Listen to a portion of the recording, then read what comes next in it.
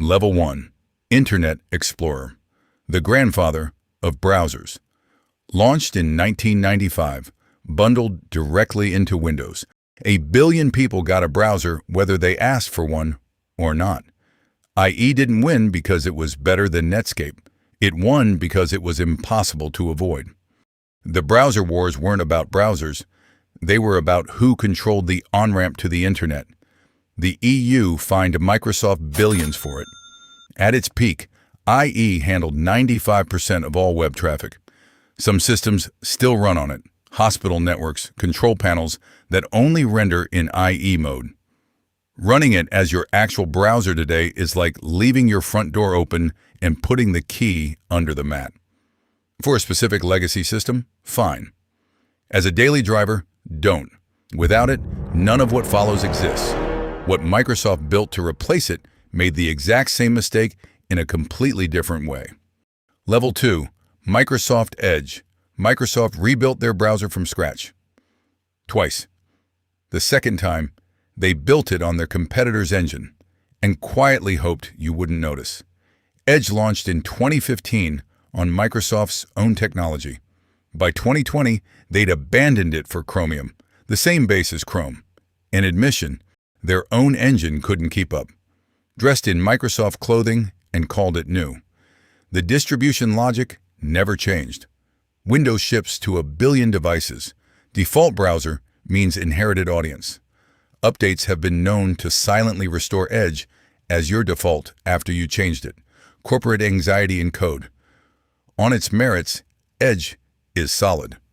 On a Windows laptop, it outlasts Chrome by a measurable margin. The kind of difference you feel on a long flight. Vertical tabs, PDF reader, tight OS integration. The trust problem is earned. 30 years of treating the browser as a distribution mechanism leaves a mark. Privacy politics don't concern you. Edge is fine. They do. Keep reading. Level 3. Google Chrome. Chrome became the most popular browser on Earth. How it got there had almost nothing to do with how good it was. Google launched Chrome in 2008 because Gmail, Maps, and Docs were straining against what existing browsers could handle. Users benefited. The motivation was Google's roadmap.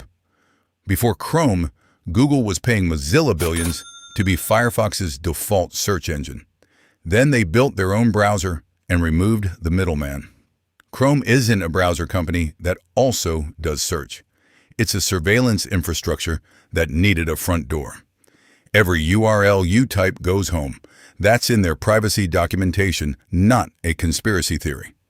In exchange, the best extension ecosystem on the web, developer tools, cross-device sync.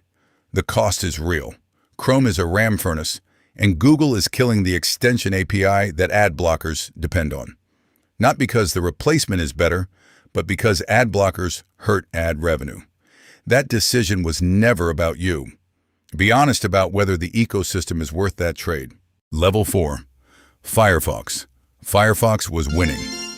Then Chrome happened, and Firefox lost market share every year for a decade, not because it got worse, but because it refused to become what winning required. Mozilla launched Firefox in 2004 on Gecko, one of the last independent rendering engines that isn't Chromium-derived. If Firefox disappeared, Google would control how the web renders. That's not a hypothetical. Every time you use Firefox, you're keeping a power balance alive that most people don't know exists. The browser itself, tracking protection on, by default, container tabs, memory well below Chrome. Some enterprise sites built for Chrome behave differently. Real friction, even if it's the web developer's fault. Firefox versus Chrome. Worse ecosystem, better privacy, lower resource use, and a vote against one company owning the web. If you've ever felt uneasy about the Chrome trade, Firefox is the move. Level 5. Safari. Apple ships Safari on every iPhone, iPad, and Mac.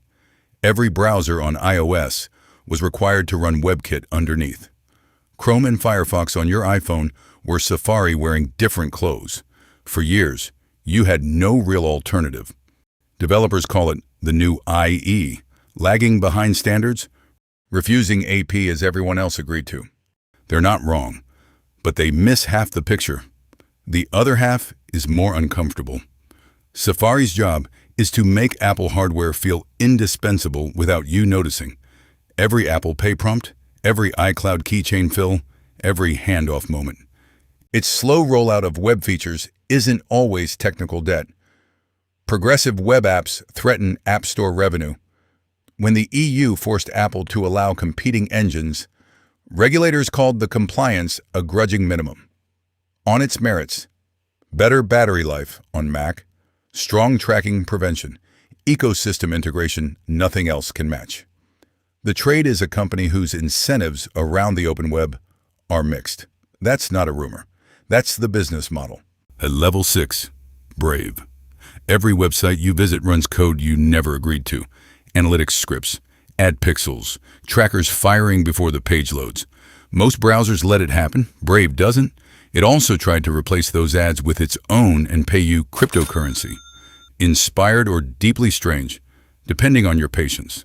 Brendan Eich, JavaScript's co-creator, formerly Mozilla's CEO, built Brave on one premise. The ad model is broken, and you never consented to it. Blocking at the engine level, not an extension.